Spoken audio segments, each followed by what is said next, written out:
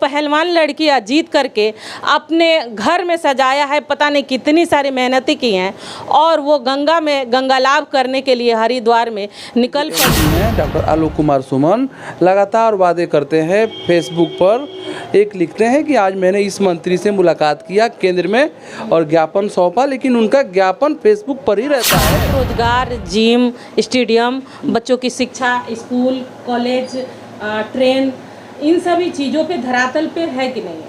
ये सब धरातल पे नहीं है। बृजभूषण जो हैं बीजेपी पार्टी के सांसद हैं, इस वजह से उनकी गिरफ्तारी नहीं हो रही है। देखिए, बृजभूषण के बारे में मैं उतना नहीं जानता हूँ, वो कौन है और किस ज़िले से हैं, और ये जब मामला आया संज्ञान में, इस समय खामोश हैं, उस पर क्या कहेंगे? हिना साहिबा को सबसे पहले मैं नमस्कार और सलाम करूँगा। वो हमारे गार्जियन या हमारी नेत्री हैं बिहार की, और बहुत बड़ी लीडर हैं, और उनकी खामोशी, अगर वो खामोश हैं तो कुछ ना कुछ उसमें वो उनका अपना नीति होगा। क्यों खामोश हैं? हम लोग या पूरे बिहार की जनता, माइनॉरिटीज़ उनका इंतज़ार कर रही है कि वो कुछ बोले जिसको हम लोग अपने सर आँखों पर ले लें। और माइनॉरिटीज़ की मैं बात करूं तो हिना साहब जहां रहेंगी वहां बिहार की माइनॉरिटीज़ रहेगी। पूरा गोपालगंज सिवान का तो मैं पूरा 100% कन्फर्म हूँ।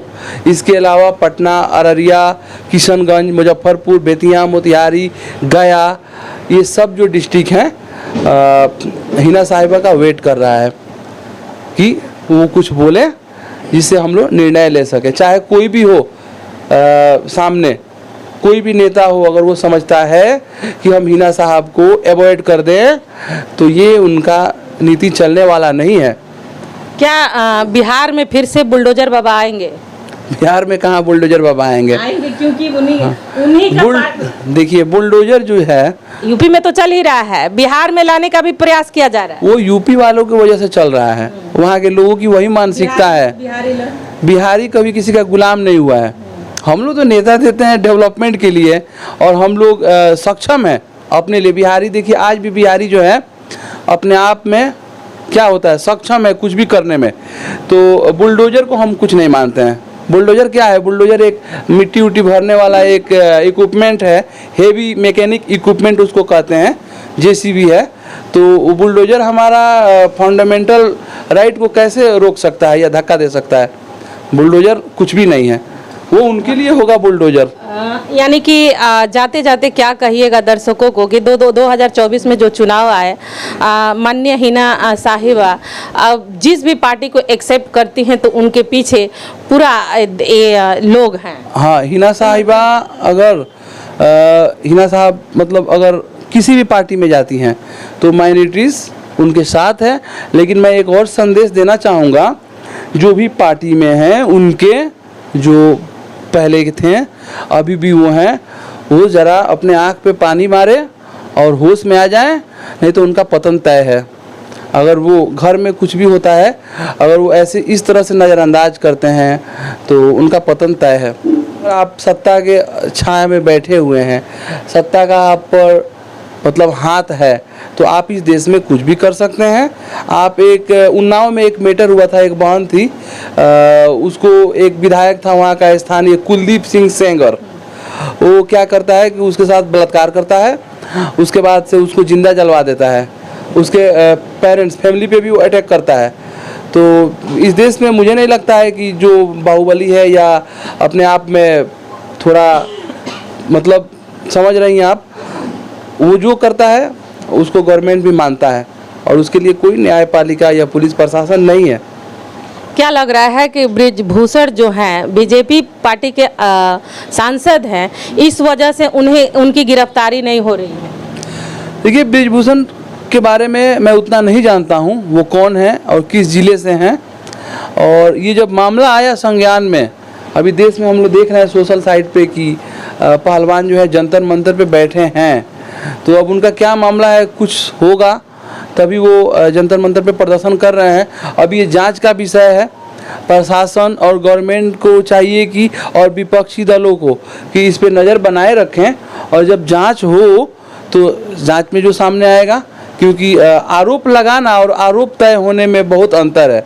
तो इस पे हम खास चाहते हैं कि लोकसभा का चुनाव 2024 में जब होने वाला है तो विकास अब तक क्यों नहीं हुआ, और हुआ तो क्या हुआ।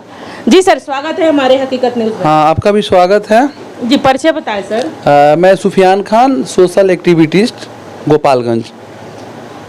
2024 में लोकसभा का जो चुनाव आने वाला है सर, उसमें देखा जा रहा है गोपालगंज में विकास के बारे में कुछ ऐसा बताइए जिसमें विकास को लेकर के जनता सक्षम हो या कहती हो कि विकास हुआ है, क्योंकि विकास एक ऐसा मुद्दा है, विकास को लेकर के हर जनता एक ऐसे प्रतिनिधि को चुनती है कि विकास हो उसके गांव में, उसके क्षेत्र में, उसके जिले में। मैडम, मैं आपसे सबसे पहले ये बताना चाहूँगा कि विकास कैसे हो पाएगा जब हमारा माहौल ही कॉम्युनल कर दिया गया है नेताओं के द्वारा, तो विकास संभव नहीं है। आज भी गोपालगंज से लोग सिवान और गोरखपुर में रेल पकड़ने जाते हैं। ट्रांसपोर्टेशन हमारे यहाँ इतना घटिया है कि हम एक समय में पटना जाने में भी हमें प्रॉब्लम है अगर अपनी गाड़ी नहीं है तो। इसके अलावा हमारे जो हॉस्पिटलिटी हैं वो भी very bad experience.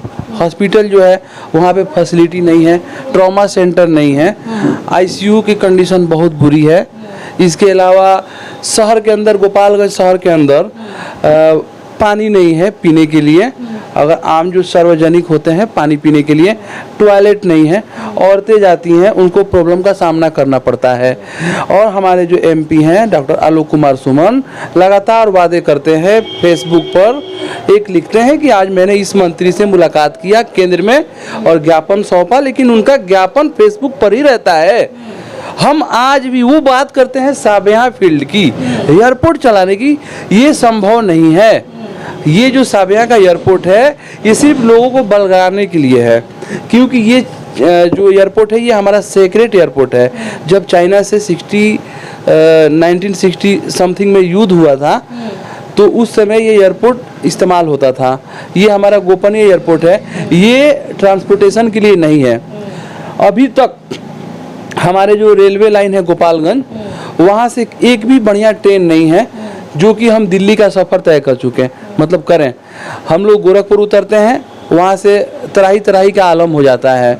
Madam, experience हम आपको बता रहे हैं गोपालगंज ज़िला का अभी तक सबसे बुरा डेवलपमेंट हुआ है। हम युवा हैं तो हम डेवलपमेंट की बात करेंगे, एजुकेशन की बात करेंगे, हॉस्पिटलिटी की बात करेंगे, फैसिलिटी की बात करेंगे, हम महिलाओं की बात करेंगे, रोजगार की बात करेंगे। कहाँ है रोजगार, कहाँ है फैसिलिटीज? लेकिन इनको तो वादा किया जाता है जब चुनाव आता है तो शिक्षा और स्वास्थ्य और रोजगार, ये तीन मेन मुद्दा होता है, शिक्षा, स्वास्थ्य और रोजगार। इसी मुद्दे पे लोगों को वोट लिए जाते हैं। क्या लगता है कि उनको झांसा दिया जाता है, उनको बरगलाया जाता है? देखिए, हम तो नेताओं को कुछ नहीं कहेंगे, हम सबसे ज़्यादा इसमें दोषी पब्लिक को मानते हैं। हर पब्लिक, जो भी लोग हैं, उनको अपने समाज का नेता चाहिए। वो आगे जो शख्सियत कौन है, कौन नेता बढ़िया है, उनको पता नहीं है। वो लास्ट में क्या करते हैं, पैसे लेकर या जात पात देखकर वो वोट देते हैं। वो उसमें मुर्गा भात भी चलता है, शराब भी चलता है, अनेक तमाम प्रकार के प्रलोभन। वही लोग हैं जब उन नेताओं के पास जाते हैं तो इनको बैठने के लिए कुर्सी भी नहीं मिलती है और ये इनको नेता पहचानने तक से भी इनकार कर देते हैं। ये लोग ऐसा नेता चुनते हैं। आज गोपालगंज में जो कंडीशन है डेवलपमेंट का, वो बिल्कुल जीरो है। आप 5 साल में यहाँ पे और भी युवा बैठे हैं, ये है, सभी लोग हैं, पूछ लीजिए 5 साल में क्या चेंजिंग हुआ गोपालगंज में। एक स्पोर्ट्स कॉम्प्लेक्स नहीं है, एक बढ़िया स्टेडियम नहीं है गोपालगंज के अंदर, ग्राम स्तर पे कोई भी फैसिलिटी नहीं है कि मतलब लड़के अपना एंटरटेनमेंट कर सके, स्पोर्ट्स में आगे जा सकें। हम विकास किसको कहेंगे? एक अच्छा स्कूल नहीं है गोपालगंज के अंदर, एक भी एफिलिएटेड स्कूल 1-2 भी होगा, उसके बाद कुछ नहीं है।